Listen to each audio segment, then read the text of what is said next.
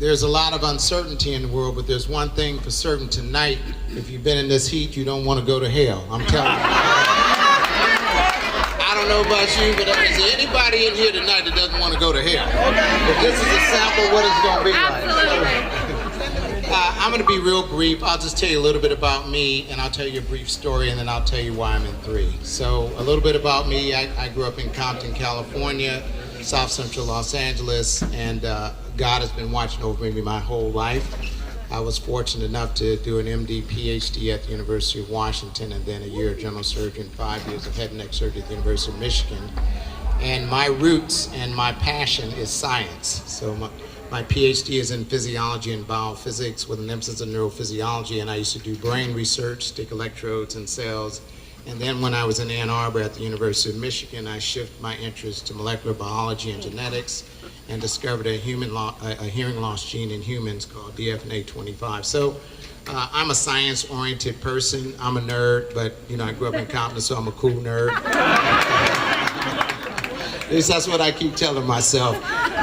Anyway, so the reason I got involved with 3 was really twofold. One is because I believe in the products. It all starts with the science for me.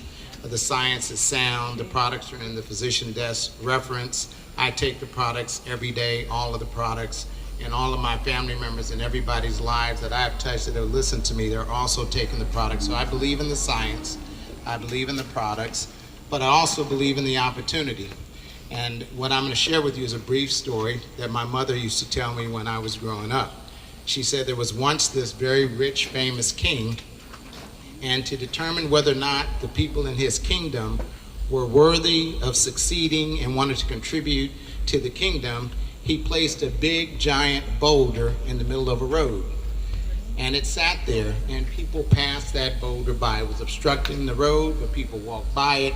Nobody wanted to move it, but one day, a gentleman came by. He was not of much means, but he came and he moved the boulder, and when he did, he found that there was a purse, and the purse was filled with a note and lots of gold.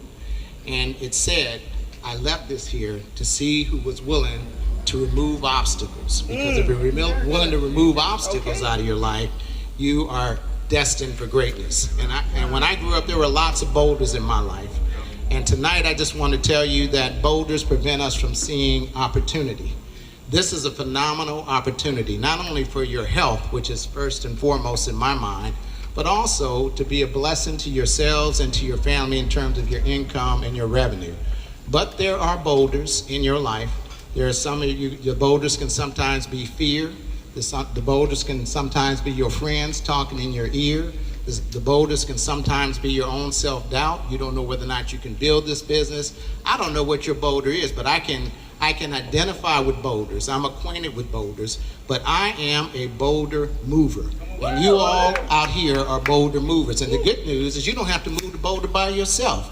We have a great team with 3. We have the #1 team in North America, the #2 team in the world.